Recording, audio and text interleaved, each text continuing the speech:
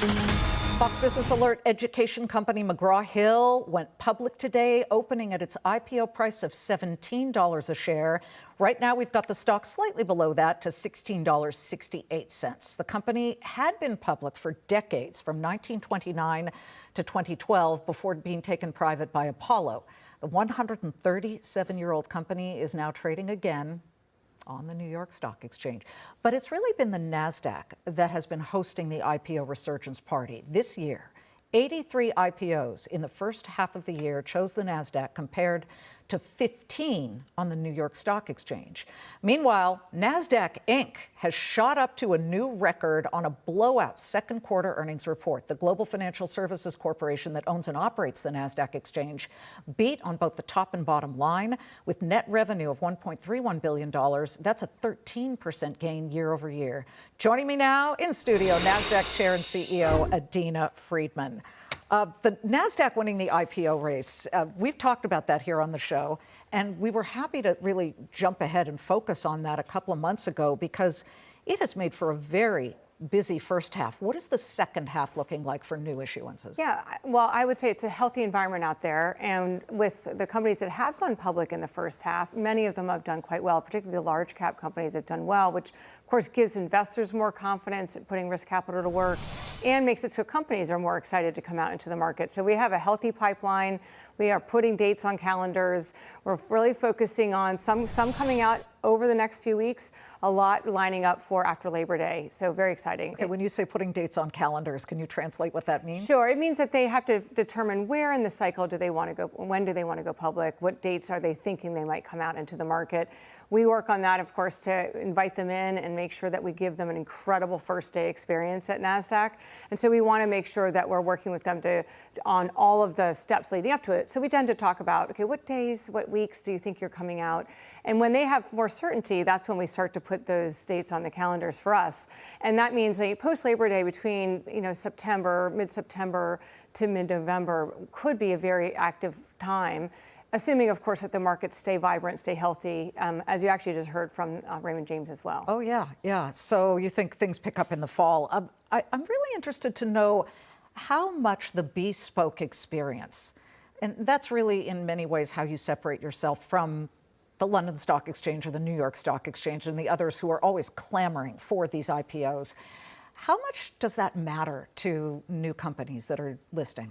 Well, it matters a lot, but I'd say it's part of an overall value proposition that we offer to our companies. So that first day is an important day for the company. In many cases, it's the culmination of years and years of work, but yet it's also the first day of the next chapter of their lives, and they have to get to know a new constituent, and that's the shareholders, their owners. So it is an important day for them to have that great branding moment. We then support them for years after that. We work with them across Times Square, but also all over the world to make sure that they have those branding moments. They have the ability to get to know their their investors through our IR services. And of course, we also have index opportunities for them, particularly for the large caps that are really, really meaningful and differentiated with the NASDAQ 100. I must say, I've been at both. I've rung the opening and closing bells at the New York Stock Exchange. It's a very august, sort of historic experience, unmatched.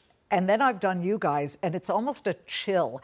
It's like goosebump experience the way you guys do it. So I think it's really fascinating, because I've heard from companies that have gone public, and they love the sort of custom way that you do it.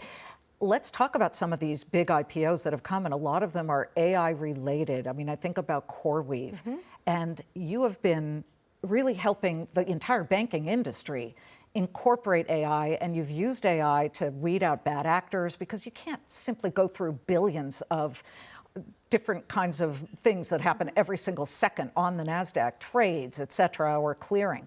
So how do you, at NASDAQ Inc., how are you incorporating AI? Well, first of all, thank you for that mention of the NASDAQ experience. It is fun. It's very inclusive, and it's exciting. Within NASDAQ, we are leveraging AI in a lot of different ways, and we talk about it internally as AI on the business, meaning how do we make NASDAQ more efficient as a company, and then AI in our products. And we provide a lot of mission-critical products to the financial industry, anti-financial crime, rooting out criminal actors across every banking transaction, as well as rooting out criminal actors in the markets. as well as regulatory reporting and other key things that banks have to do around compliance. And in all of those areas, AI is a real opportunity. So number one, though, you have to modernize the solutions, make them in many cloud native and cloud ready, which we've done.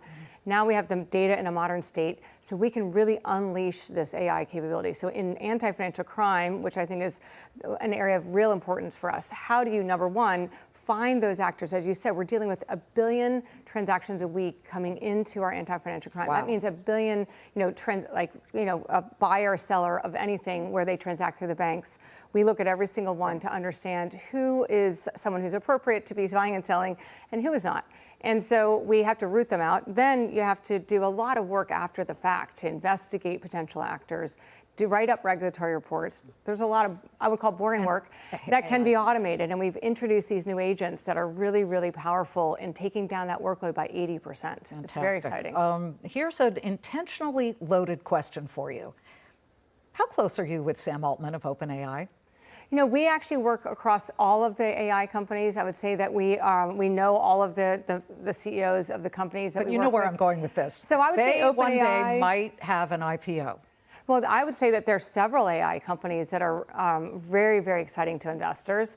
And many of them, I would say, though, still are several years away from thinking about the public markets because of the fact that, number one, there is a good, healthy capital available in the private markets. Number two, they're investing a ton in their businesses. And so they have a little bit of a different orientation towards that investment.